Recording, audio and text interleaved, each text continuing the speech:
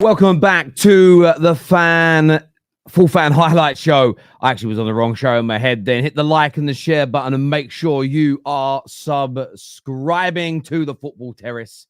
Get it done now. There's a little bell notification button next to it as well. Get that done. The first round of Champions League games conclude. Arsenal tonight picking up a difficult point away from home against Atalanta, a team that we have seen rip through a number of English sides, rip through the likes of Bayer Leverkusen in last season's Europa League final. And Arsenal went away from home. They had a tough job on their hands. But it was the good, the bad, and the ugly tonight with Arsenal when we delve into it. Some amazing defending, some absolutely outstanding goalkeeping. But I did think the attack was a little limp. So many final balls that were poor. So a lot for us to unpack on the Football Terrace tonight. So make sure you stay with us. Panel will be coming on soon. Of course, we're going to be jumping into your comments as well. But as I've already stated, get the like button here and make sure you are subscribing. I want to start off with the negatives to begin with. I think I want to start there because there's something I want to say about David Raya and everything else. Attacking wise tonight, I thought Arsenal were really poor. I thought they made the right runs. I thought the approach play in terms of from the back into the midfield was fine. The final ball tonight, whether that was Declan Rice from a set piece, whether or not it was Trossard, Martinelli, Hazard, whoever it may be, with the through ball or the cross or the attempted cutback, that element tonight for Arsenal was very poor indeed. And a solid defensive display, which we'll move on to. But that is an area that Arsenal will need to and will be fighting very hard to improve when it comes to especially away European games. I know away goals don't count anymore, but it's so important if you want to win this tournament to develop a way of knowing how to break your opponents down. And I think Arsenal fans will be disappointed and frustrated at the poor attacking element tonight from their team. And you could clearly see why they miss Odegaard. You can clearly see that. And there were a few frustrating times where you think, right, play that ball through and they're knocking it too long. I also think you've got to look at Martinelli tonight. I found Martinelli. Martinelli is playing like a man under huge pressure.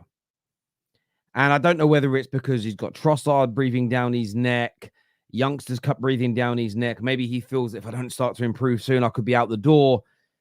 But Martinelli isn't handling that pressure very well. He had two very good opportunities. In the second half, set up by Raheem Sterling, he should be scoring.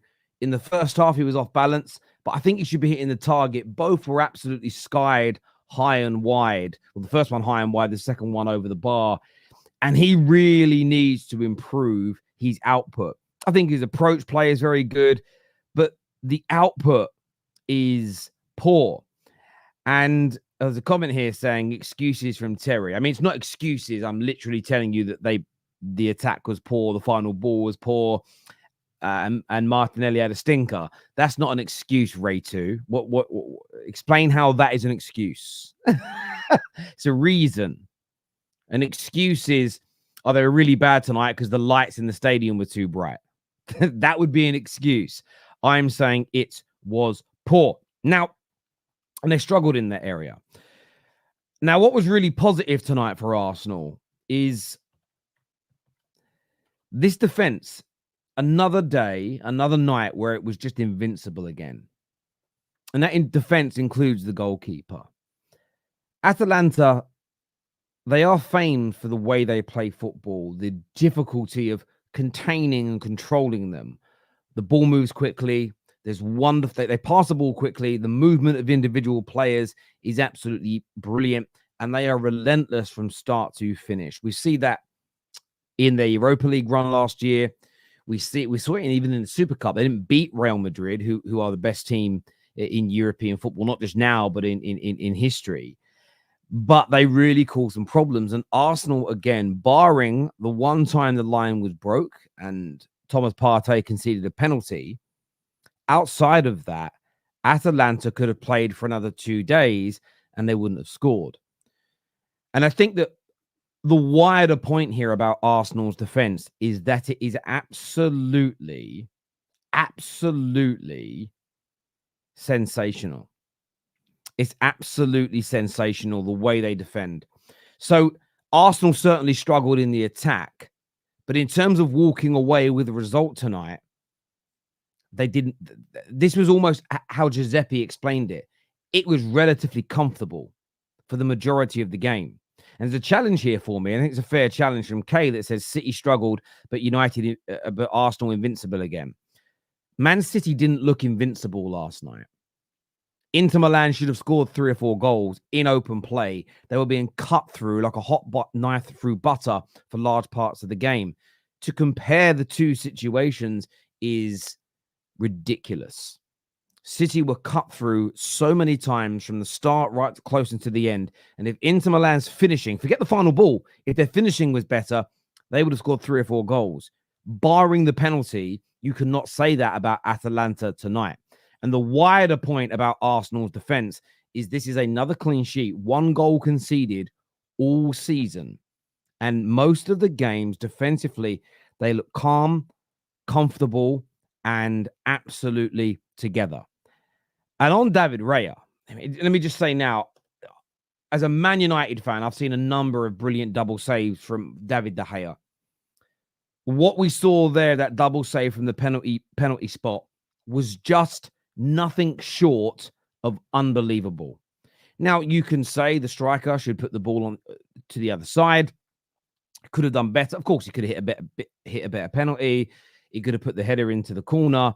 But you could use that logic whenever a goalkeeper makes a save, because if a striker hits the ball into certain areas of the goal with enough pace and velocity, no goalkeeper ever saves it. So you could start to undermine all goalkeeper saves ever, or you can give credit where credit is due. That double save tonight from David Raya was absolutely unbelievable. It was astounding. The penalty save was good, but to get up, to get across, and I believe it was his speed of return that put the striker off. If he's still laying on the floor, it's an easy tap in with his head. Atalanta go 1-0 up, and with the poor attacking element from Arsenal tonight, I think that would have taken the game away from them. So, look, defensively, from a goalkeeping point of view, defensively, Arsenal, they do look invincible right now. They don't look as though anybody can beat them. They are so good in that area. When it comes to the attack, that has got to improve based on tonight's performance. It was limp at times. They really struggled to break down Atalanta, and the final ball was poor. The positive for Arsenal from this, though, and again, I'm only reiterating here what most football fans have believed since Fergie said it, unless we want to challenge Sir Alex's words. Title-winning teams, champion teams, are built upon a brilliant defense, and Arsenal have that. And I'm sure the attacking element will come back in other games. But yeah, overall, I think Arsenal walk away from this okay. I think they'll feel happy with the defending, happy with the goalkeeping, frustrated with the attack. They picked up a point. What is difficult is I don't think they wanted to take Saka off per se. But you've got a day of travel now and rest, and then you've got 1 day before you go into one of your biggest games and maybe your hardest game of the Premier League season away from home at Manchester City. So those substitutions had to be made. As long as it's a positive result against Manchester City, today's result and game will probably become a footnote within the season of Arsenal. But look, it was a weird game. It wasn't full of the goals that many of us thought and predicted it would be, but I quite enjoyed it. It was a chess match. 2 teams that defend well, 2 teams that cancelled each other out. And overall, more of... Listen, I want more goals in games, but it's been the beauty of these opening Champions League games so far. You've had some that have been like this, chess matches, others that have been absolute goal fests, and I'm sure there's more of that to come. Let's go to some of the super chats here. Can we please have a honest discussion on Martinelli with your guests? Because he is goddamn joke with these performances. We will most certainly be having a conversation about Martinelli tonight. And Rio Ferdinand picked up on this during the game, and I think he's right. Is he struggling with the competition? The answer could be yes. If you're struggling with the competition, you've got to go. If Rio Ferdinand's assessment is correct, that it's struggling with the competition at the club, then you have to go. You're no good for a top team, because there's always got to be competition at top teams. and if it is people breathing down his neck. But he does look a man who looks like he's lacking confidence, who's snatching at opportunities. When Raheem Sterling put him through on goal, my first thought was Arsenal will score here. Then I saw that it was Martinelli, and I just knew he wasn't going to put it into the back of the net. A year ago, 18 months ago, that is a stonewall finish, in my opinion. Stonewall goal, sorry. City struggle, Arsenal invincible again is what I wrote. Weird guy. Not at all. I've explained that. And again, if you want to challenge what I have said, then challenge it. When I spoke of City struggles, I spoke of City struggling to contain Inter Milan. Inter Milan broke through them and attacked them and had so many opportunities to score. Arsenal were away from home, a very difficult team to beat in Europe, and didn't have those issues. That is exactly what I am talking about. And of course, the title is at times what our title, sometimes our titles are a laugh and a joke and an attack, but sometimes they are a brief description of our overall thoughts. Of course, we have 100 characters. You cannot write in 100 characters all your thoughts on the game. That would be stupid. I love Martinelli, but he needs to ride the bench. Duplessis, I think you're talking absolute sense there. More than Odegaard, Arsenal's creativity is because of the wrong 6 and 8 combo. Partey is a liability. Even with Odegaard, Arsenal have been poor for the same reason. Need Moreno back. Well, we haven't seen Moreno play for Arsenal yet. So none of us, whether an Arsenal fan or a rival like me, we haven't seen him play as of yet. But yeah, when I watched Thomas Partey play, maybe part of me was thinking earlier on in the season, maybe it's a little bit of fitness, etc. What I'm starting to feel with Thomas Partey is that he has suffered what a lot of players go through. His body has just changed because of the injuries. His body just seems to have changed. He isn't the same dynamic individual that we saw before. In my humble opinion. Sorry, I'm just time stamping when everything's on here so people can come back and see their super chats and everything else. It's a good point. The team thrashed Liverpool 3-0. Look, I think it is a good point in terms of result, but I think what you can do in terms of performance is praise the defense, praise the goalkeeper, but demand a lot more from your attackers. Overall, I think a good, as you say, good result there. Arsenal attack was worthless. Havertz is useless, is what D has got to say here. But they were invincible because City didn't concede.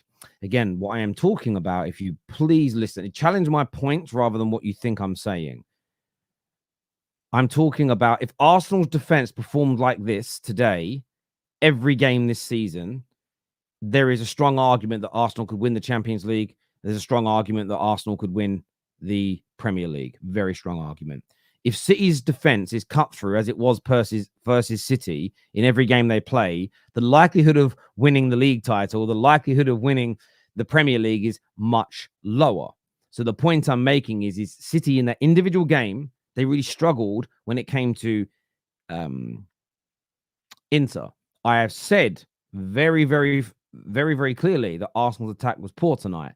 I'm talking and praising the defense of a team that's conceded 1 goal in 5 games and kept Atalanta out away from home. So a fundamental difference in those conversations. So I hope that makes a bit more sense.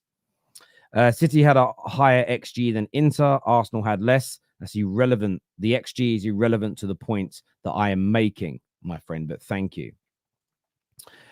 Lowell, tell Atalanta were more comfortable today. Oh, defensively, I think they were. I think they handled Arsenal very, very well indeed. Very, very well indeed. That I don't disagree with in terms of defensively. Arsenal didn't look like they were going to score either. We were unable to build the attack from the back, and Raya has to start playing more long balls as the game progresses. Really need to sort the midfield duo out. I can understand that part there. I actually felt you were going long a little bit too much. That was just me watching. It was like, stop going long. It wasn't sticking to anybody. But I do get your point if you feel you're struggling to play through them. That was a tough watch. Partey cannot start on the weekend. Thank God we have Raya.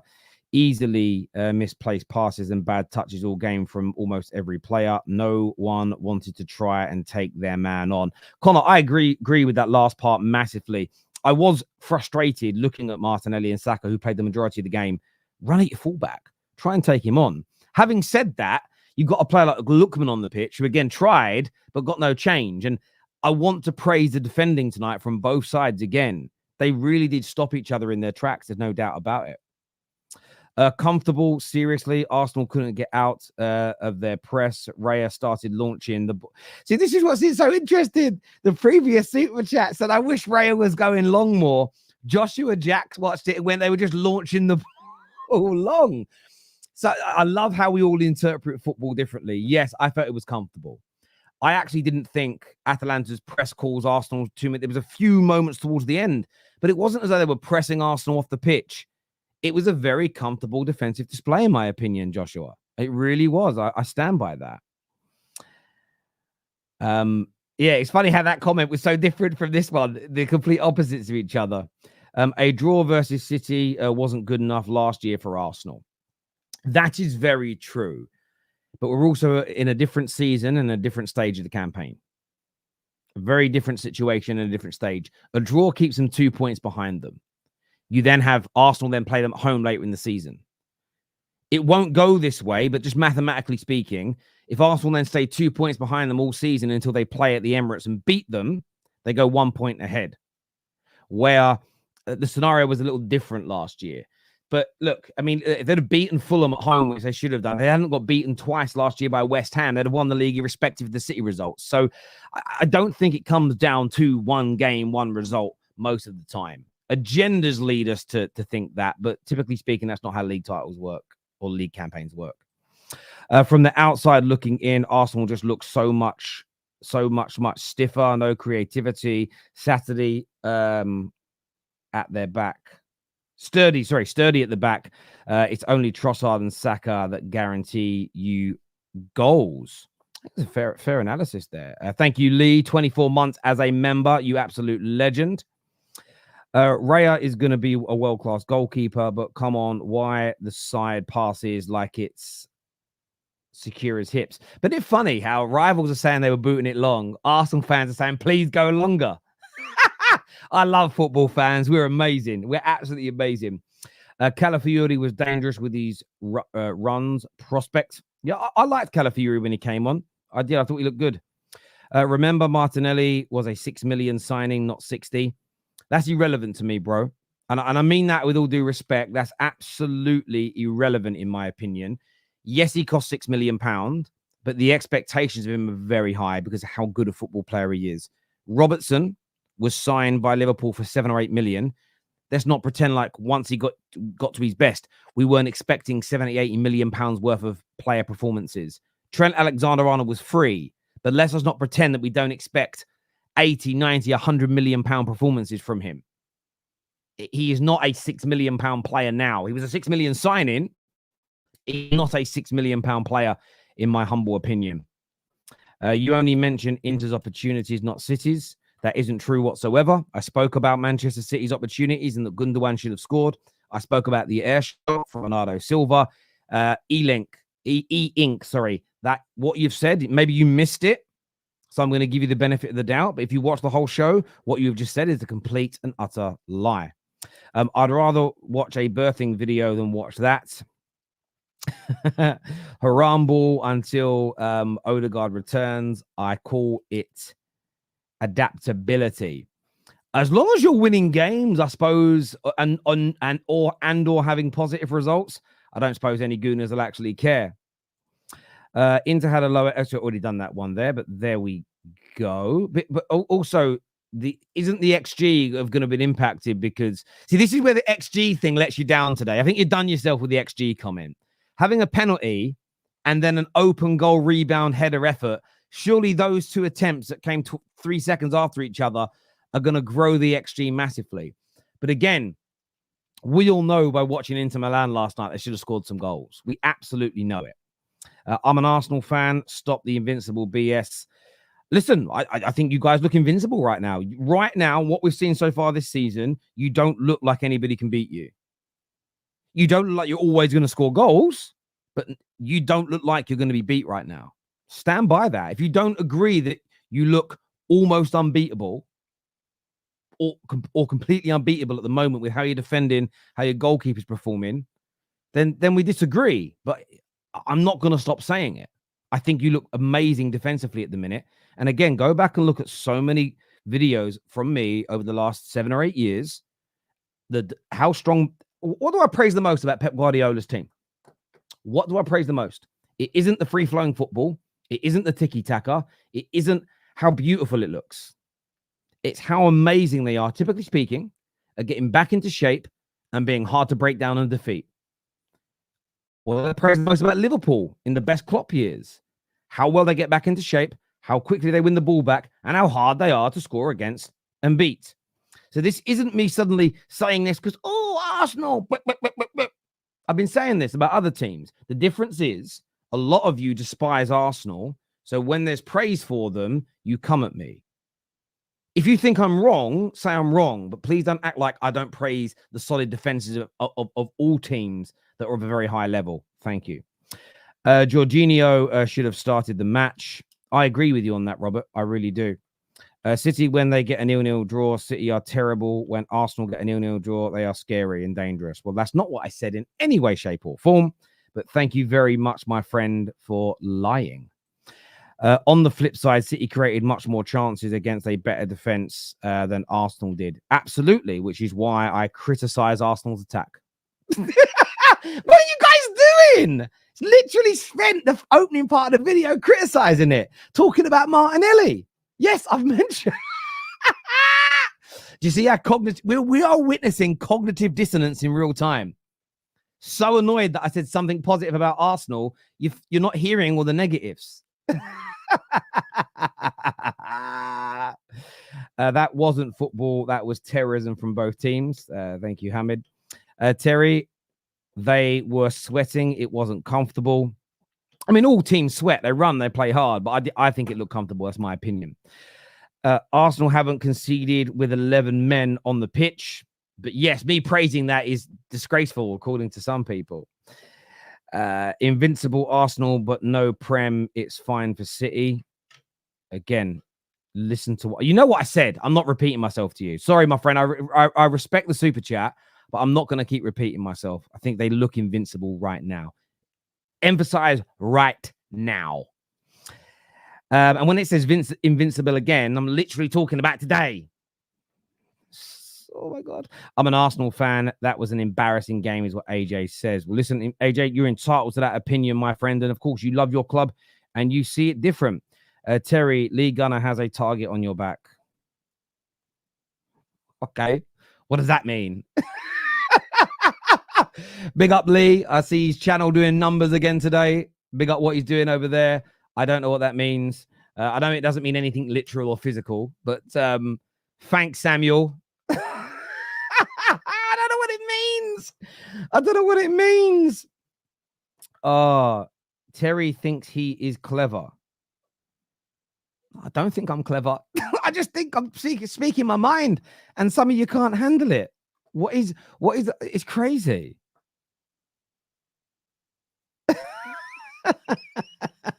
Like panel time now, people. Hit the like and the share button. Make sure you are all subscribing to the Football Terrace as well.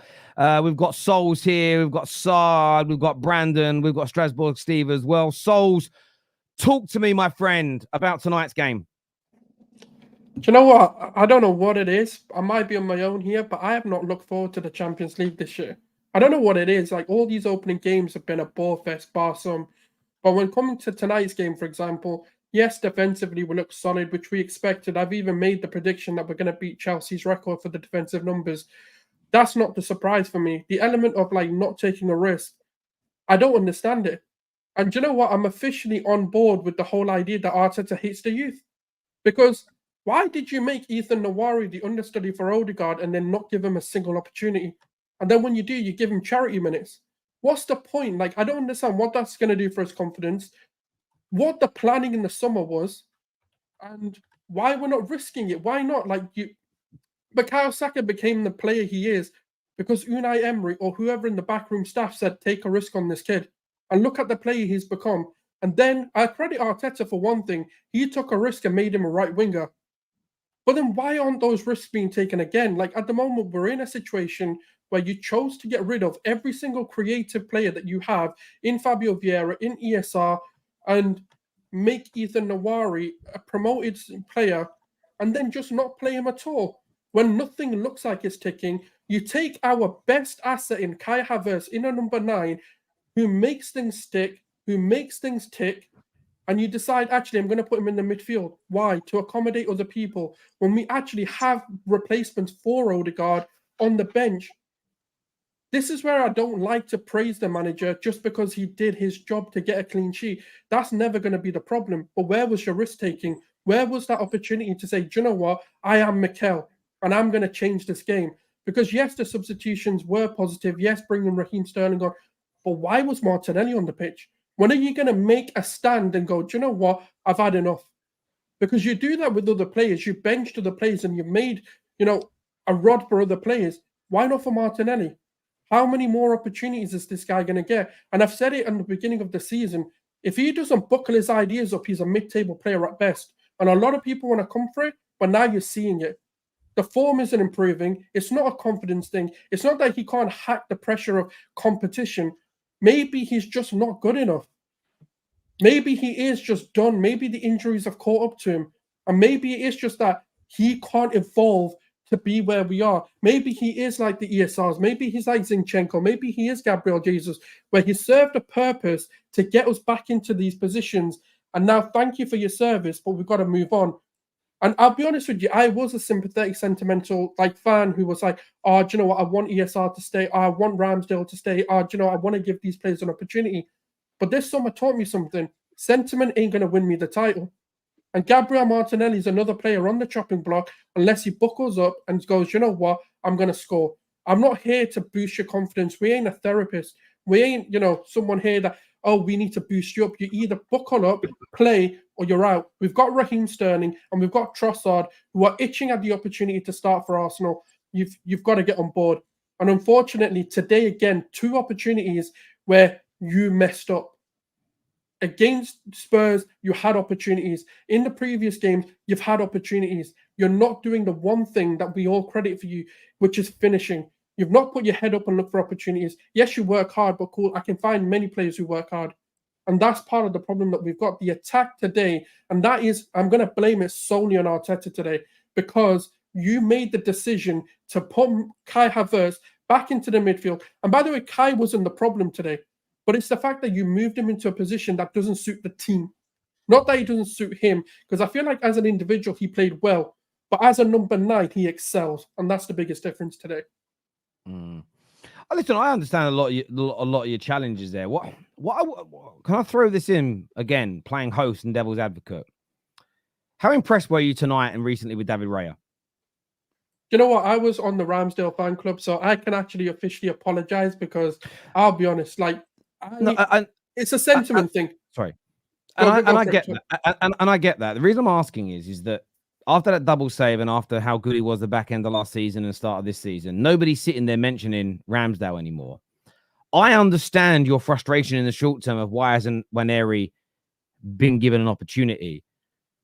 Hasn't your manager done enough for you personally yet for you to let things cook a little bit before showing frustration at every little decision you don't like? I understand that, but I think as a fan base, I do trust him and I do think he's doing the right things. Even against Spurs, I said, you know what, I like the way you set up. I think you've done, what you needed to do. But I feel like he's doing it too much. He gets a bit too comfortable with the idea once it works once for him. And I feel like what we're in a situation where this man, I know it's a Champions League game, granted, and this game and this draw doesn't actually impact us because of the 8 games that we're now going to play, or another 7 that we're going to play. And actually a draw in the grand scheme of things, when you look at City drawing as well, actually isn't too bad.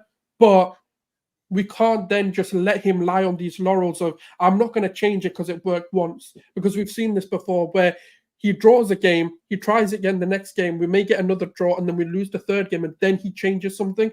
And the problem is, if we go into the City game with the same mindset that actually this has worked, when in reality we're seeing a few gaps in this, it's not going to end well for us. So I'd rather put the pressure on Arteta to say, do you know what? You need to change it before it becomes a problem, and you need to identify where this creative outlet or transition is going to come from. That makes sense. And just want to point this out to the audience. Sometimes I understand these things, but I ask the question so that people can explain themselves so all of the audience understand these things. Just for all the silly people in the back, my questions are not always coming from me directly. It's about generating conversations, which is literally my job as the host. You're creating content as a content creator? Is that what you're saying? I know. Yeah, Terry, your question contradicts what you said earlier. That's my job as a host and giving opinions. They're different things. Just want to explain that to some of the silly boys in the back. Do you know what I mean? Who clearly were breastfed for too long. They were breastfed too long. 6, 7 years old. It's too late to be breastfed. It's a problem. Saad, what did you make of your boys tonight, my friend? Very, very disappointed. It was a very shit performance from the attack and the midfield completely. Both shit as each other. The right-hand side, listen, I appreciate Saka being on the pitch. I don't know why we played him when we could have played Sterling. Maybe he wants to play Sterling against Manchester City. I don't know. The fact that Martinelli was kept on the pitch for that long, he's going nowhere near that Man City team. I can tell you that now. Otherwise, he would have been taken off. Martinelli, I've fought for this guy, man. I've fought for Martinelli for ages. Husam will tell you, Staffy will tell you. I've fought for Martinelli, and I've said, yeah, you know what? Let's give him time, bro. He's gonna come back. What is up with this guy? I don't know what's wrong with him. I don't know if it's mental, whether he can't handle the kitchen. If it's too hot, bro, just get out. You don't have to be here, bro, because this is the top level. This is the top level. You're playing in the Champions League. This isn't Europa League where you can just try and go through and go and, you might miss a couple of chances here and there, but the quality is lower, bro. These are good teams. You're playing the champions of the Europa League last season. So I think our attack was very, very shit. Jesus, let me not even speak on that guy because I'm actually heated today. I expected them to, with the amount of space, because I can understand you saying a point is good. Away from home at Atalanta, a point is good. However, with the amount of space that Atalanta were offering us to be able to go into dangerous positions, bro, you have to take advantage of that. You have to. And you not taking advantage of that is showing that you guys are just clearly coming into these games right now because Ødegaard is not here.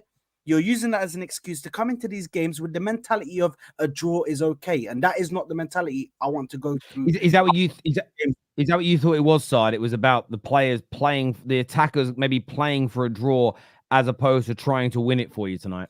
I don't think their head was in this game. I think they were thinking about Man City. That was where their head was at. Their head was at Man City. They were like, okay, let's play in gear 1, gear 2. Let's relax because we got City on the weekend. That's the game that we need to go hard for. And that's not the mentality that you need to be in. You need to be the mentality. Every single game is a must win. Every single game. You have to go in there with the mentality to win, bro. So listen, I understand that people are going to be positive about this and they're going to say, listen, it's a point, it's okay. But the new format of the Champions League is a league format. You have to get every point matters. I understand that. But also, you have to try and get the win, bro. You have to try and get the win. Don't play in second gear away at Atalanta. We don't play them again. Now we're going to play other teams. And we have to go away to other places. Which These are the Europa League champions, though, Saad. So it's not like a shit side or something. Yes, I understand it's not a shit side. But regardless on whether it's a shit side, Husam, they offered us so much space. I can't sit there. Obviously, you wanted to say it's stuff. Go ahead. I can't sit there and say they're giving us that much space. We can't sit there and say, "Oh, I'm happy." Even though they offered us space and they offered us opportunities to run into dangerous positions and create something. Martinelli, when he gets chances, absolute dog shit, man. But Saad, that's who deserves a monologue. Martinelli deserves a monologue because that's the guy that let you down again today. Martinelli, I'm near the end. You have to have had enough. I'm near the end with him, bro. Sorry, guys. I know that everyone's going to have a kind of match reaction point to give, but I just want to get everybody's take on Martinelli at the minute. I think that's a really important time. Can I speak about that real quick, Terry? Yeah, let's go to you, Staffy, on that. Go on. Okay, first of all, I think KJ needs to get fired, and I'll tell you why. I go on Straight Facts every Friday. We spoke about Martinelli during the summer. And then I don't see any clips about my takes about Martinelli. So KJ, I'm not gonna lie, bro. You need to up your game. because it looks like we reached your ceiling, like Martinelli reached his ceiling with this Arsenal. I feel a little bit vindicated right now with my summer takes, because Terry, you can vouch for this, because as I said, I do that Friday show with you every week.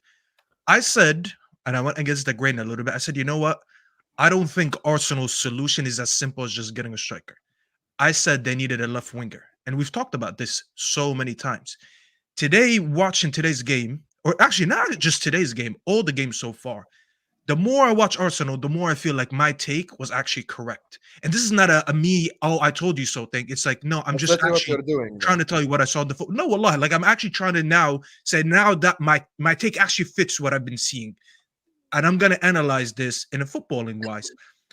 Arteta's mistake that I think right now that he's done is that he copied Pep, but he copied him a little bit prematurely. And I'll tell you why. Pep Guardiola created a goal scoring and a goal creating monster of a team over the last 4, 5, 6, 7 years, whatever it is, to the point that he realized I am such I'm such an anomaly when it comes to chance creation. I have so many players on the pitch that score and create goals at a rate that's unseen before. All I have to do right now is adapt my game a little bit and hire them some bodyguards. And that's what he did. That's why he got the likes of Akanji, the likes of Ake. You've seen him over the year go away from the idea of having attacking fullbacks and having more defensive-minded. So when they sit up front and they do their thing, they know that in the back line, no one could beat them. Arteta did that step a little bit too early for my liking. Because I look at this team now, when Arsenal being attacked, I don't think anyone could score against them. Just to correct you, Arteta done the 4 centre-backs first. Okay, so let me finish, and then if you want to correct me, go ahead. Because obviously you know your team better. I'm just trying to go about what I've seen, and I'm trying to get the timelines correct. You had 2 good seasons where you scored a lot of goals, and last season you started scoring more set pieces. The year before you were scoring from a lot of open play. Then you added what's his name, Havertz and whatnot. When I look at what Arteta did, I'm looking at what's his name, Timber. Calafiori didn't start, but Calafiori is there, and you have Ben White on the right. I'm looking at monsters when it comes to people attacking you. But when there's no creation going up front, that becomes an issue. Because you're just gonna go there. You're gonna have a lot of 0-0s. You're gonna have a lot of 1-0s. But I don't think you're gonna be scoring at the same rate. And I said, even though you scored a lot of goals last season, a lot of them were reliant on set pieces. And I think it's a bit unfair to think of Gabriel to bail you out too many times, because he scored 5 headers last season. That's very good. But you can't be looking for set pieces just to justify yourself. You get what I'm saying? And I said that you needed to have more of a different goal scoring option just to maintain the same level. And I said, what's his name? Sir Alex used to every 3 years say, I need to just freshen things up. Even if it was working correctly, you needed to freshen it up. I'm looking at the front line, and I don't think Arteta predicted that they're gonna get a little bit stale, because I don't like the creation that you have up front. When Havertz is not in the 9, like Sulz said, it's not his fault that he got put in the midfield, but he should have been in the 9 to do what he does. Odegaard not being there obviously is a big miss, so we're not actually gonna say and act like that's not a miss. But with all that being said, you didn't really up your ceiling. Martinelli should have been 100% replaced. The midfield, Odegaard is not there. Who's going to come in and step in? You guys don't rate the youth. Okay, so who's a substitute? I don't think you have enough chance creation up front where you can just rely on not having fullbacks that help you forward. So this is an issue that I think is going to stay throughout the season, because obviously the transfer window is already closed. So what are you going to do right now? What's going to be your solution when your best chance creators, aka Odegaard and Saka as an example, are not on the pitch?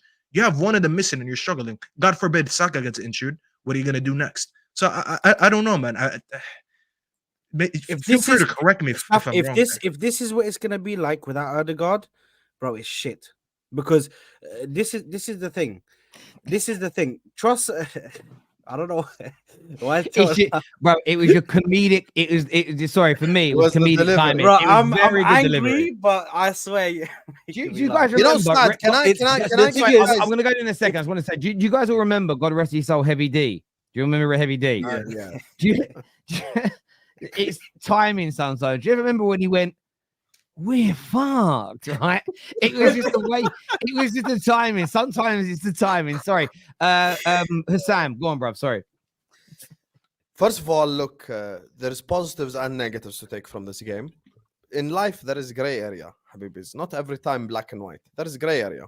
The positive is Arsenal are not losing. So let's just get that in. They're not losing the games. So if this ended 1-0 to Atalanta, that's when everyone should cry. But they didn't lose. Number two, Arsenal are taking their defense personally. They're not fucking around with this defensive stuff. Gabriel was the rock against Spurs. Today, Saliba was the rock. The tackle he had on Lookman towards the end there was an unbelievable tackle. Rolls Royce of a tackle. And third of all, I was one of the people that didn't necessarily highly rate David Raya. I thought he was a good goalkeeper. I mean, Saad worked with me all season last season. He knows my thoughts on Raya. But this season, I've been saying that second spot, just behind Alisson, because I'm not even being biased. We have to give Alisson his respect. But just behind Alisson, I genuinely believe Raya could like be that high quality, high caliber goalkeeper. And he's proving it this season. The game, I mean, Spurs didn't really offer anything against him. So I'm not going to say Raya was amazing versus Spurs because Spurs did nothing.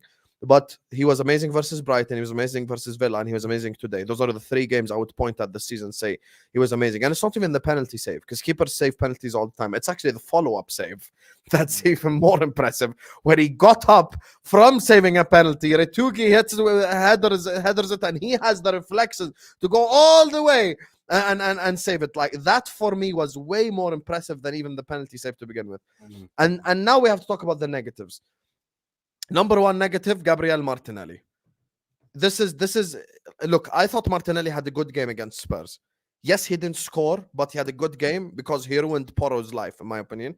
And he just cooked him the whole game. And he even created chances for us, so he did something. Today, Martinelli, yes, because it's against Atalanta, people shouldn't overreact. But the question is always asked. Because I asked this question about my own forwards last season. What happens if Martinelli's through on goal against City and the Etihad this Sunday?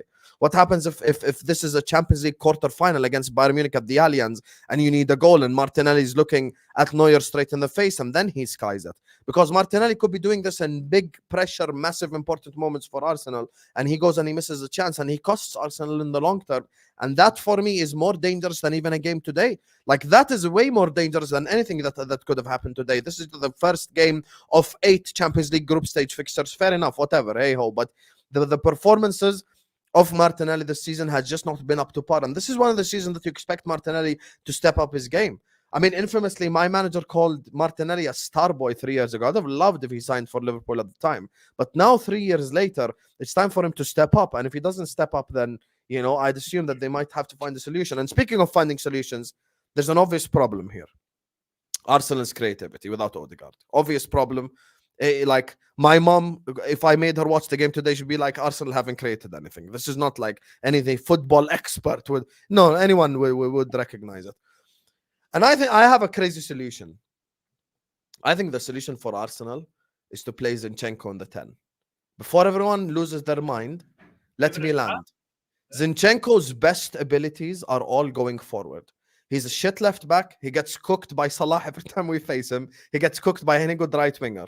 But the good thing with Zinchenko is him going forward. Zinchenko is good creatively. Zinchenko is good with the football. Zinchenko has a high work rate like Odegaard, and he can pass the ball in behind as well. Now, if you play Zinchenko, and by the way, he plays in midfield for Ukraine as well. Not as high up in midfield, but he plays in midfield. Now, if you play Zinchenko, if you play Zinchenko in that 10, and you allow him to make that final pass, it will be a lot better than whatever the hell Arsenal were trying to create today. But the challenge you on that one, Husam, if you don't mind. Because it makes no sense. The passes in the fight, like Arsenal today, pass the ball out from the back from David Raya perfectly. And then they get to the final third. And as soon as they get to the final third, khalas, nothing. Arsenal's problem is Liverpool's problem, which is their goal scorer and their playmaker from the front three is the same person, Saka. Saka has to either score a goal or create a chance. That's the problem with Arsenal. And if he doesn't necessarily create a chance and he doesn't necessarily score a goal, then the others must step up. And if the others don't step up, it's 0-0 Arsenal Atalanta. And that is the issue. That's why I'm saying maybe Zinchenko playing in the 10 could be a solution. So the thing is, when you say that, I think Zinchenko's best ability on the ball is carrying it into that half. When you put him high already, you already took out that middle phase that he's good at. That second phase of play, that's what he's good at. And that's why he actually plays in the back line, just so he can go into that area, carry the ball, make the passes in that. I don't think he has that incisive passing where you play him in the 10 and he's just gonna, like, I don't know, take risks, play balls in behind, those little things. I don't think that's his game. Him But he's being better than moved what they into have, midfield, though. I No, agree no, with it. but the reason that is Staffy, though, better is than what because they he have, is Staffy. technically still the left back. He still needs to come back and defend. So that's why he's not going to risk it to lose the ball to Yeah. be out of position. No, but But so if you I then get allow you. him, because when you watch him for Ukraine, you'll see that he does actually take risks. He does create high volume of chances. Now, when you look at him, even when he comes into the midfield, the prime example, the issue is Zinchenko's injured. So even if we want to talk about this solution, we can't actually play him. But the problem is, if we look at the Bayer Leverkusen game, when he does come into midfield and step forward, he actually scored a goal. And he's done that plenty of times, even for Ukraine, on that left-hand side, playing in the 8, and he comes forward and he is a goal threat. But that's only when he knows something behind him can actually defend. But Because if that's we what had I was Granit going to say. Xhaka, Play him for in the 8 example, though. If you play him in the 8, the way Arteta uses his 8, his left center mid, aka where Rice plays. If you put him there, and then let's say keep Trossard in the 10 for now, because I think that would be your best option. That gives you something so much better because he can actually carry the ball into Trossard. He can make those passes, and he's a little bit more comfortable playing on the left side as well. And that also gives Trossard a little bit more freedom because instead of focusing on him, they have someone else to focus on, and maybe just have Rice do the bodyguard thing and just play in the 6 because you already have 2 very attacking-minded midfielders. And this is, I'm guessing, I don't know, Partey gets benched until then. I don't know. I'm thinking of it. I You know don't what? see Zinchenko You know at the why 10 I at wouldn't all. work though? You know why? Because you can't cover space. We talk about him getting beat by Mo Salah. You leave him in the middle of the pitch with acres of space to cover. He ain't do nothing. Zinchenko can't defend, and you He put got him in 4 center backs behind him for a reason. yeah, you don't need him to defend. 4 center backs and Rice. You don't need 2 DMs. I'm not gonna lie with this back line. I'm gonna be really honest with you. This Sean Dyche football that you guys are playing, you don't need to play that. No, bro. Seriously, bro. There's a reason why you have 4 center backs. All of them are very, very good one-on-one. And that's what I'm saying. Just give them Rice as insurance. Because if you play the way that I'm describing, with the names that I have up front, you're gonna dominate the ball most of the time, anyways. Because most of these players are very, very good on the ball. They're rarely gonna lose it. And when they lose it, they have 5 bodyguards behind them. And then if all those get beat, you got Raya, who's having probably his best season ever. So that should be enough insurance for me. I'm not gonna Well, lie. I think If the you don't reason trust why a those, lot then of what people are are you even saying doing? it's more to do with Thomas Partey's lack of mobility at the moment. Yeah, Is why people are saying. But if Rice now comes into the 6, there's no problems because he can cover and he can cover the ground that Zinchenko leaves behind. So I do think, look, it is a solution, but it's unfortunate he's also injured. So it's not like Arteta can even. When's he experiment back? with it. No idea. That's the problem. Yeah, that hasn't been announced yet. So we're offering a solution that's not even available. yeah, it's true. Brandon, hope you're well, mate, and hope you're good. What's going through your mind right now after Arsenal's draw away from home tonight against Atalanta? I'm just Unnecessary, Terry. Why didn't you say it yet, by the way? This was the perfect time for you to say it. I think it's a disgrace. It's been almost an hour and you didn't say it once. That should have been your opening monologue. Atalanta. And we would have... I'm still on my feet. Loneliness can follow me. It's not about him today. Sorry, Bran, over to you, mate. Sorry. All that stuff. I was just listening, to be honest with you. I'm like, hallelujah. Everybody's actually caught up with what I've been saying since the very end of last season. Martinelli needs to be sold. He hasn't improved as a player since he burst onto the scene at Arsenal. He still runs with his head down. He still, doesn't look up, create that final, that pass or anything like that. He's good if you want, to isolate him 1v1 with the defender. But even then, this season, he's had opportunities to be isolated with his opposition player, and he hasn't taken it. So to me, he's even lacking confidence in that area. But Martinelli, for one, I think Arsenal are outgrowing him. To be honest with you, I think he's reached his level or his ceiling that he can offer us anyway. And he did let us down again tonight. But let me just say this, right? People might look at this as being very controversial and maybe a little bit over the top negative, but I'll explain it, right? I don't want to come across hypocritical because I praised Mikel Arteta for the way that he set up against Tottenham and how we got the win in that game. I said it was perfect. However, this football is unsustainable, and I will tell you why. Arsenal have two sides to their game. We off the ball, we are probably one of the best, if not the best, in the world. Right? I think that's quite obvious to see. You can see that by the amount of goals that we've conceded this season. Right?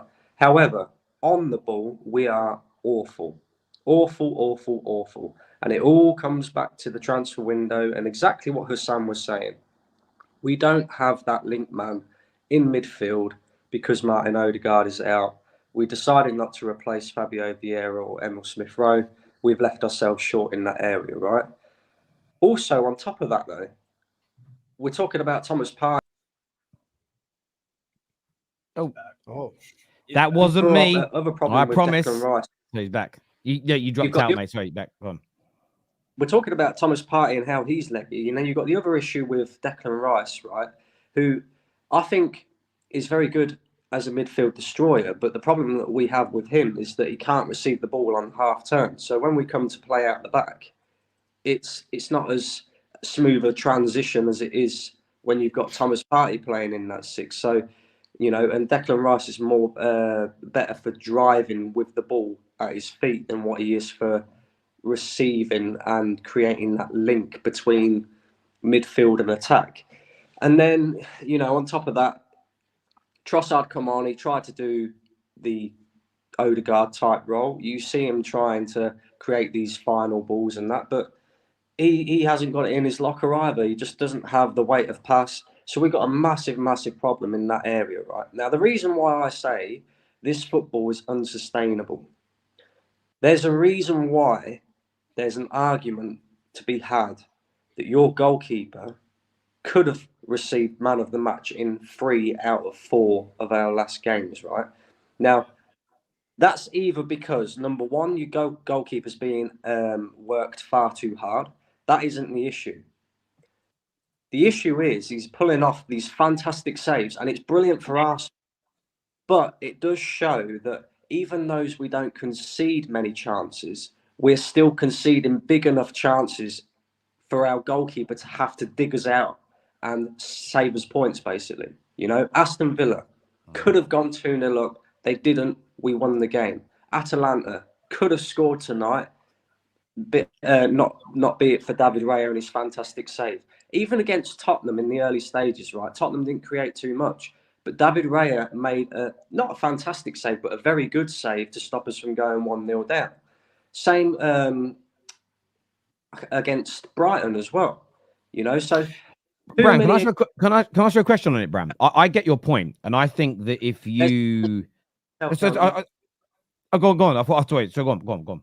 There's too many occasions where the goalkeeper is saving us points, and I look at it and think, okay, that's fine. You can play this way, right? Atletico Madrid play this way, which is why I kind of said at the weekend, Mikel Arteta weren't Mikel Arteta, it was Mikel Simeone.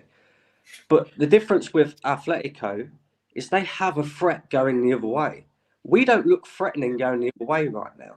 And I worry for us, especially against high pressing Manchester City on Sunday. City will have the majority of the ball on Sunday. We'll look to hit on the counter. The problem is if we do end up conceding that goal, how the hell do we get back in the game? Listen, I don't think your concerns are unwarranted. Can I ask you a question again, playing devil's advocate here? Is it not, again, something you've got to wait some more games before you come? I'm not saying you're on a conclusion, but this whole not sustainable thing, you've gone away to Aston Villa, a game that you lost last year, and against a team that, by the way, battered City last season at home. Villa at home, away, sorry, very hard game. The Brighton game, you were in complete control of it until the red card, and still could have gone on to win it if the finishing touch was better. But I wouldn't say you played that unsustainable brand of football that day. Away from home against Tottenham, you've kind of done that a couple of seasons running where you've sort of absorbed and beat them. But that's how most teams beat Tottenham, because of how they play. Tonight was away against a very good footballing team in Europe. Then you go away to Man City. If those 3 or 4 games were spread out, because after this, you then play at home to Bolton, at home to Leicester, you're at home to Southampton.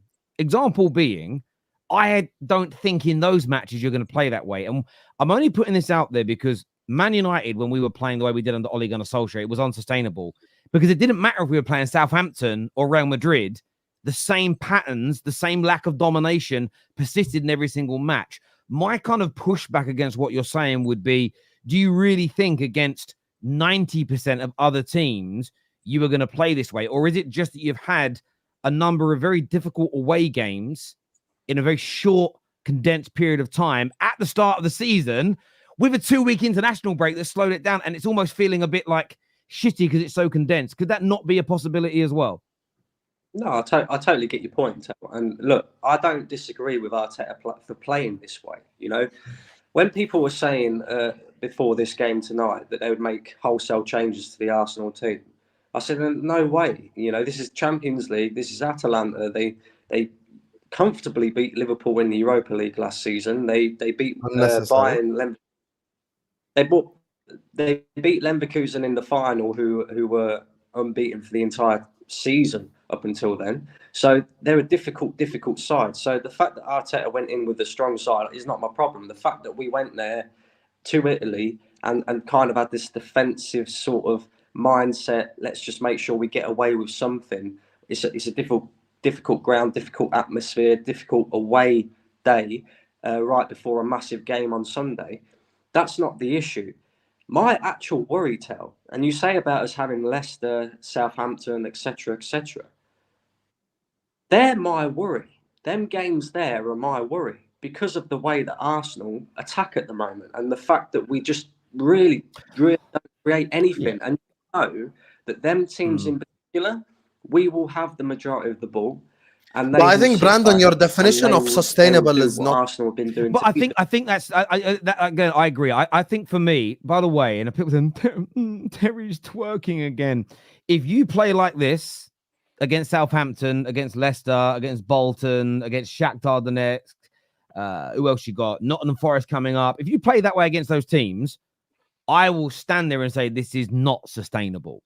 However, I don't think we'll play that way against. Let me just finish my point. So again, the reason why I don't look at it as unsustainable per se is maybe it's the football I grew up watching at Man United, where under Sir Alex Ferguson, I would say 90% of the teams we played, we dominated the ball, we created the most chances, we deserved to win those games.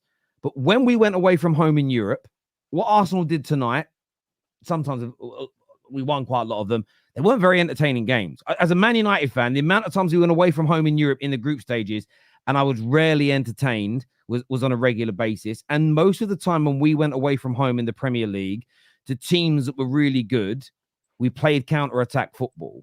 So I'm not saying you're wrong to have concerns. My challenge is I don't think there's been enough body of work yet this summer to be married to that idea yet, personally. Can I jump in, unsustainable is probably the word. Hang on. What I'm saying is I'm concerned that Arteta gets a little bit comfortable with us playing this way. Like I said, Raya, let's not forget Raya's had to pull out some amazing saves to win Arsenal points, basically, right, in 3 out of the 4 games. So when I say unsustainable, I kind of mean it in that way. But yeah, when you said about these so-called smaller teams, will we play that way against them? No, I don't think we will. But my concern is we're already seeing Arsenal, who are very, very good defensively, trying to hit teams on the counter, i.e. tonight, like Sulz pointed out, Atalanta left a lot of space in behind and we struggled to create any chance. Yeah, now, mate, you're right. The execution was poor. The execution was very, very, very, very poor. Up against the likes of Leicester, Southampton, etc., who will set 10 men behind the ball and try and hit us on the counter. If we can't create chances against an Atalanta team that leaves us loads of space, how on earth are we going to break down 10 men of Leicester, Southampton, or the rest of it? But it is different though. I think it's different in the sense of tonight. A lot of your issue tonight was the execution by players, and I don't think all of your attackers will consistently be, unsustainably be, this poor as a collective as well. I understand Martinelli. I understand the challenge that you're throwing in there, and I totally get it. I just feel maybe it's a wee bit premature. On goals, definitely scoring more goals needs to come, and I think it needs to be challenged. I just probably challenge, and as you said yourself, the word unsustainable. We will see. Steve, what are you here to say, bro? And I'm going to go to Egal and Nathan as well. But what are you here to say, bro? Yeah, I was actually going to add into that because I think what Brandon was referencing, because there was the one game we forgot to mention of Arsenal's games this year. It was match day 1 versus Wolves, where actually in that second half, I was looking at, and again, the stats, I vaguely remember the game. You Arsenal guys remember the Wolves game where he won 2-0. The second half, Wolves had much more of the ball, right? They were creating. They weren't like tearing through you or anything. But I think that's what Brandon is worried about in terms of being a little bit too defensive or willing to concede possessions or anything. That's what I want to chip in. Maybe that could be. No, and I get that. Well, again, I'm an outsider. I'm an outsider looking in, and I want to throw this back at any gooner that thinks it. For the best part of 15 years, Arsenal fans complain they only had one way to play, and it was to attacking. You're now mixing it up a little bit and being a bit more pragmatic at times. And I get it. Until you start winning the trophies through doing this, I understand the challenge. There's always questions. Of course. I get that completely. What else you here to say, Steve? Yeah. No, I was just going to say, I agree with Atalanta getting space. Like the amount of times that Jim City, their right center back, was like making overlapping runs, and that meant that, Martinelli could go on runs, or how far up the pitch. I don't know about you guys. I noticed kind of a hole. Like there were the two sitting DMs, and Ederson in particular was getting a lot of looks on goal. He was little dinks over, a shot here and there. Cuadrado, especially. I feel like he had a lot of space on that edge of the box to take shots. He had two decent chances to score. So I think that's also kind of the worry. But like overall, Arsenal are extremely good defensively. No doubt about it. I don't think anybody's surprised by it. And I'm not surprised that they're able to do that against an Atalanta attack who I really like. I rate Bookman very highly. Matteo Retegi's a good up-and-coming striker. And the Catalan is good as well. So, it's a point that we don't know the meaning of it yet. I guess that's my whole point out of it. We don't know yet if this is a good point, just a point, or not a good point. Because what if Arsenal, league table, we say that there's only match day 1 of 8. What if Arsenal miss out on the top 8 by 1 point, or by? To be fair, Steve, I could challenge this, and I'm scared now. People are going to say I'm talking for Arsenal because now every time I try to give an objective point, apparently I talk for everyone. Imagine going from twerking the Spurs now to twerking the Arsenal. I'm moving like Staffy Campbell at this point. But I will say that getting a point from. You see, Brandon, at least you laughed at that joke. I would say getting a point from the Europa League winners, and let's be honest, this is the only team that beat Xabi Alonso's team last season. Damn good team. It is, in hindsight, it is a good point. It is still Europe. It is still a decent opposition. It's a team that just won a European trophy. And Arsenal don't have great history in away games in Europe as well. 100%. And this is why when Giuseppe, I think Terry, he said on the top 6 on Monday when I was there, he said he expects a comfortable win. I want to be very respectful about this. I feel like there's about 3-4 teams in Europe that are allowed to say, I can win comfortably. Real Madrid, Bayern Munich, Liverpool. I don't know what else I can think of. Like those, like I understand. As much as Husam's like, I love this because I just mentioned Liverpool, but these guys actually have that European heritage, and they're actually so good at this point that you can give them a mix of both. And these guys actually don't have to be very good in the league to go to the Champions League and actually comfortably beat teams. And that's the one issue with Arsenal. I feel like they can't get over that European hurdle that they have, where it's like they could be very good in the league and they pull up in Europe and they just kind of struggle. I couldn't tell you why.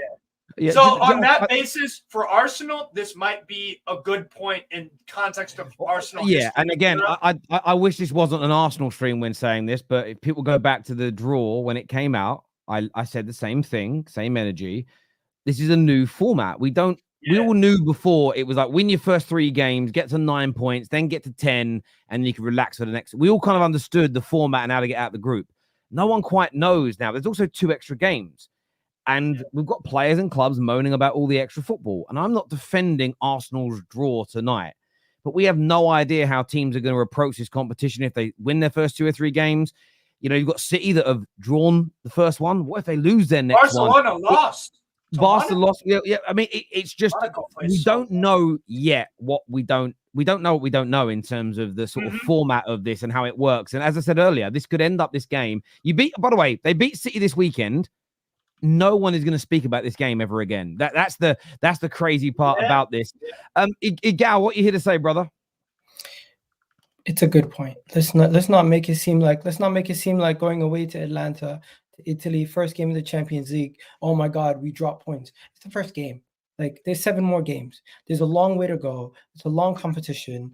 Nobody's losing their head. Everyone's calm. Everyone understands that, right?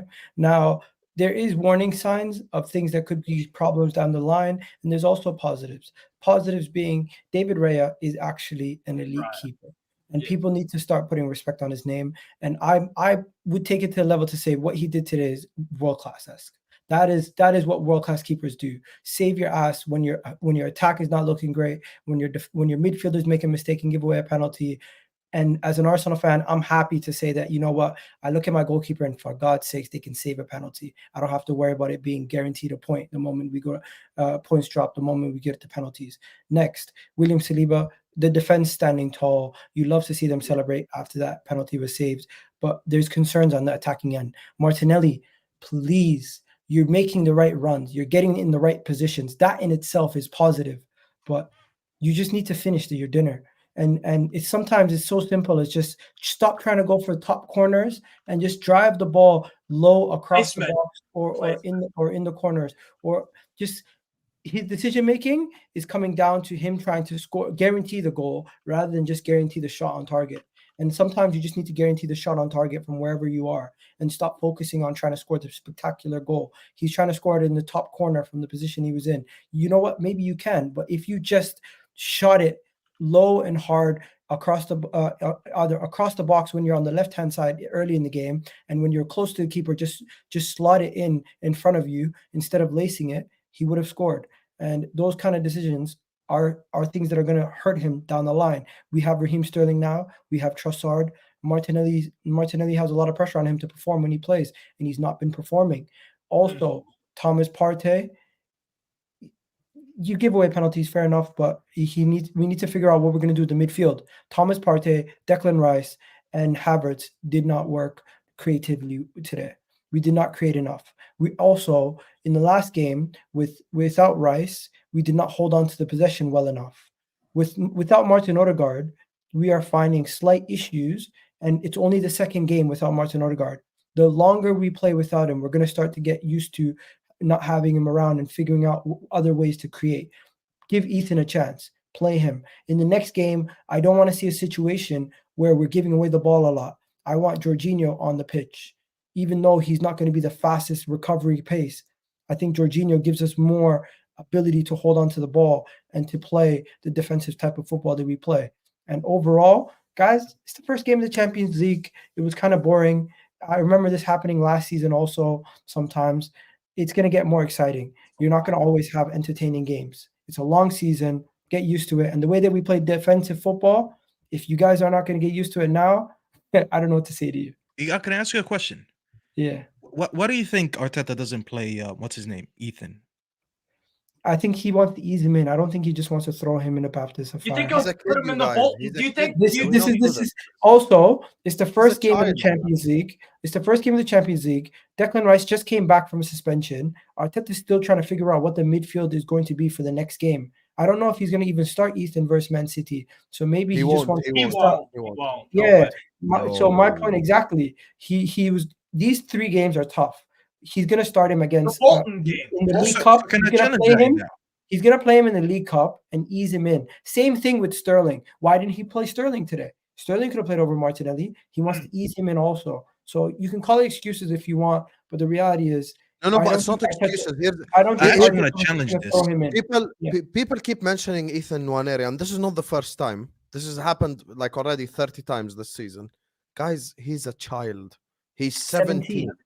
We cannot say start Ethan Nwaneri because he had 3 good touches versus Spurs. Everyone need to chill. The next game this is the first Champions League game away in Bergamo. The next game is away in Man City. if you want Ethan Nwaneri to become a part of this Arsenal system, you first have to play him in the Carabao Cup for 90 minutes, and then play him another 30 in the Prem, and then play him 15. Same way when Pep Guardiola, he plays a lot of youngsters, but he eases Rico Lewis in, and he eases this guy in and that So guy let me in. rebuttal that. It's not a matter of just throw them in. And that's why, by the way, I agree completely with what Egal said, because Brandon's point, in my opinion, with all due respect, Brandon, is completely wrong. Defensive football is the most sustainable football to begin with. In terms of if the word is sustainability, can Arsenal do this again 100 times? The answer is yes, they can, because Arsenal can defend again 100 times very well. And because you know what it is, Brandon? We've seen it minimum over the last 6 months of last season towards the end. Forget the start where Havertz was playing in midfield. The 6 months after that, January till May, and the start of the season proves that Arsenal do have the best defense in the Premier League. You could even say in Europe, to be honest with you, but they're just not accomplished. So let me rebuttal this real quick, and this is why I asked this. Not about us playing.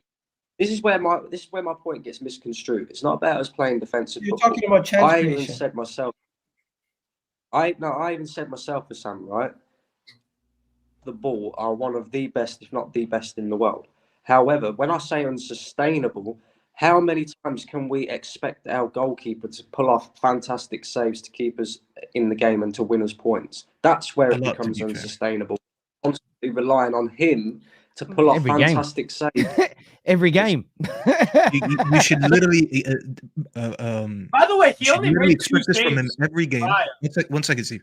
You should literally expect this from him every game. You're asking that, by the way, that question to the wrong person. Because Sam right there will tell you that Klopp himself made a living for 9 years by having one goalkeeper and one center back that are amazing at doing that Superman job, which is saving them in one-on-one situations all the time. Literally, Liverpool, Sam, I'm pretty sure, could tell you about so many instances where if Alisson wasn't in goal, Alisson saved 7 one-on-one. Wouldn't have won certain trophies. Literally, this guy, by the way, go look at his stats. This guy is one of the few goalkeepers that every season ends up with a positive goals prevented, which basically means on his own he wins his team about 6 to 9 points every season. Wow. That's how good he is. So when if Raya could do that, I don't think he's as good as Alisson, but if he could do that, then I mean you do pay him at the end of the day to do his job, which is shot stopping. So if it's 1 or 2 saves, he's expected to do that. But before we move on, I want to go back real quick to the Ethan Nwaneri point that I was trying to make.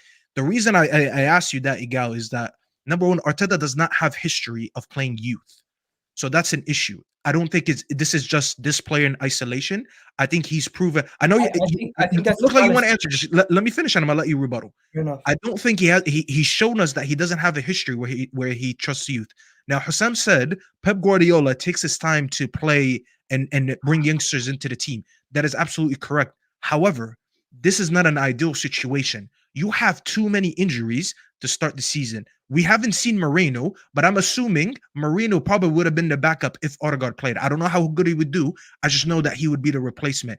The fact that the manager has showed me that he will move pieces around, aka put Havertz in the midfield, instead of saying, you know what, we're desperate for a few games until I get some of my players back. Let me put the most like-for-like replacement, which is this youngster.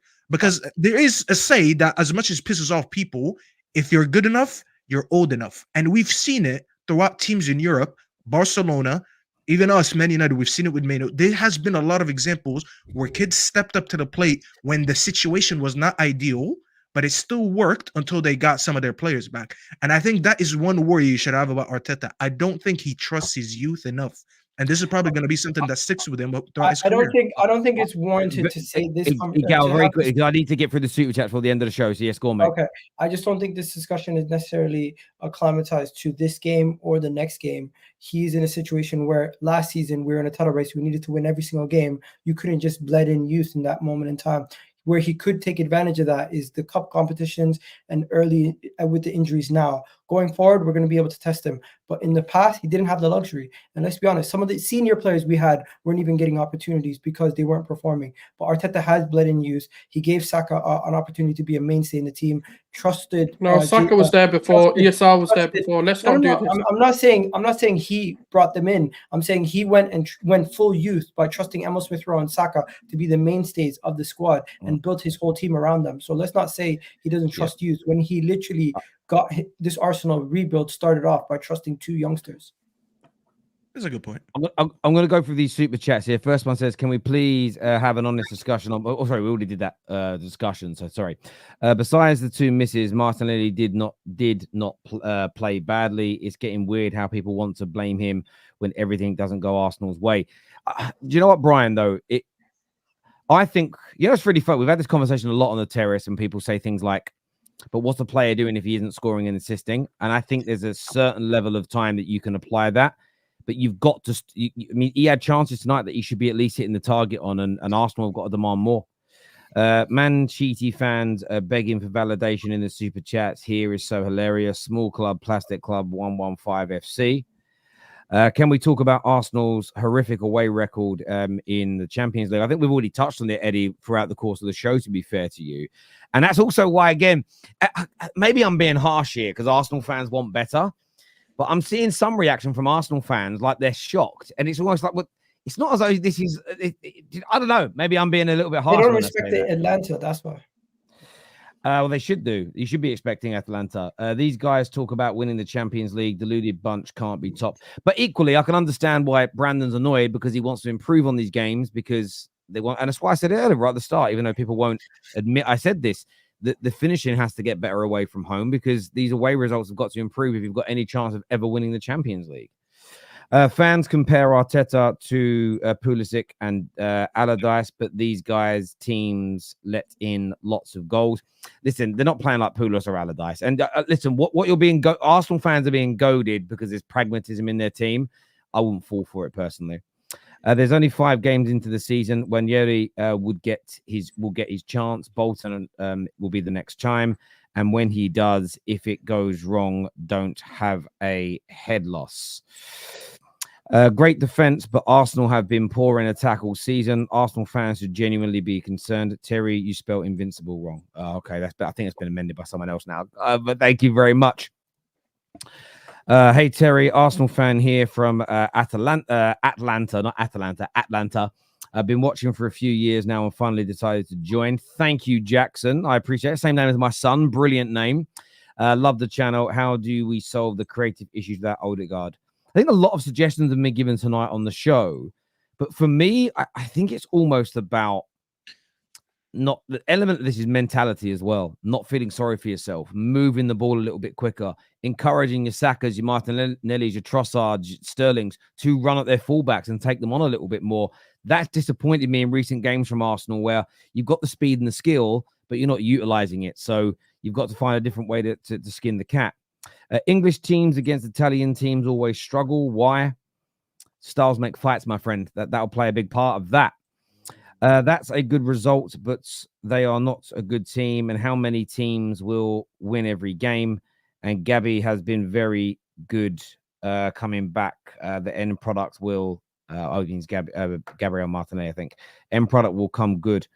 He's got to come good, though. He's got to improve. Fans with short memories. Odegaard was their start of last season, and we had the same issues.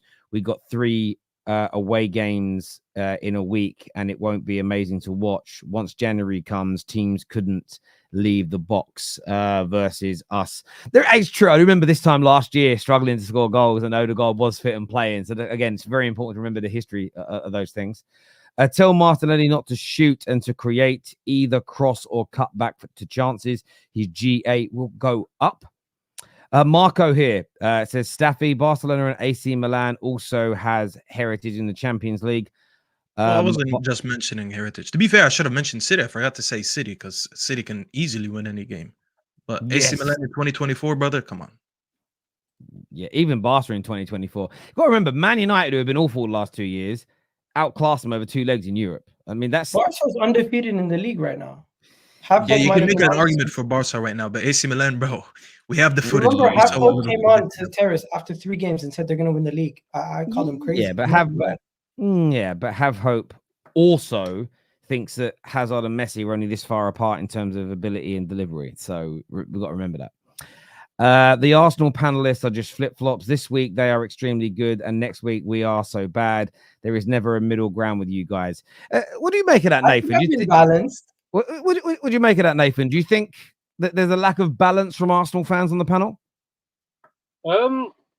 Sometimes, yeah, there can be. Sometimes it can be, we can be over the moon when everything goes right, and then when things go wrong, it's doom and gloom. I mean, with Brandon's point earlier about Raya saving us all the time, I think he doesn't also take into perspective that because we're such a defensively strong team and the games are tight, it seems like his one save or two saves, because we haven't scored 3 or 4 goals, hold more weight. But the reality is that when Alisson does it, when all these big keepers do it for, big teams, when we grew up on the likes of Seaman, when you see Van der Sar do it for United, you as a rival fan, you respect it and rate it. And then when we're calling for it all season, I mean, one of the big criticisms I had for Raya this season was the fact that, all criticisms coming into the season was I wanted to see more from him. I didn't feel like he saved us in games. I didn't feel like he was integral to any wins.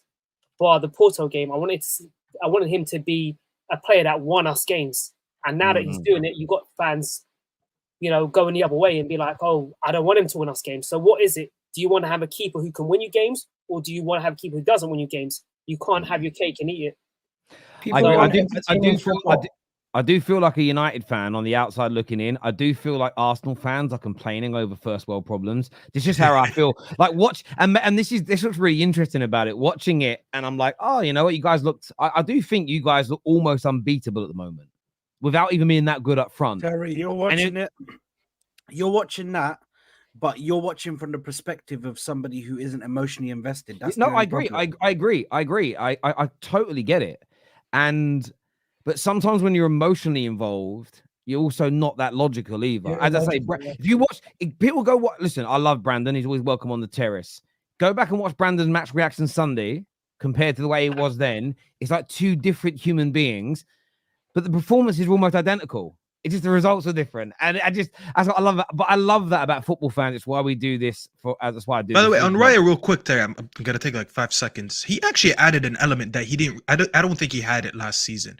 And Saad, I streamed with you a lot during last season. You remember how I used to say he was overrated because I didn't think he had the same reflexes. I feel like he has everything that he was doing last season, and now he's showing that he could be that goalkeeper that can make like last minute saves that you didn't expect. You know what I'm saying? And that's actually a positive because you look at him and you're like, actually, he's improving on last year. Last year he wouldn't make some of these saves, so you should be actually happy about it.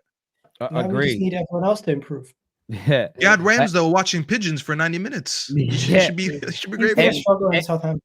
Erin here says they nearly lost today. I mean, you could make that argument because they had the penalty that was saved. Yes, but again, the reason why I think that is an exaggeration is yes, they nearly lost today. But go back to Arsenal's actual invincible season. There was a number of games they nearly lost. Go back to City last season. There's a number of games they could have lost, but they didn't. And I just don't see why we're suddenly assessing Arsenal differently from other top teams now and in the past. I think that is wrong. I think Arteta needs to stop with this Partey and Rice midfield.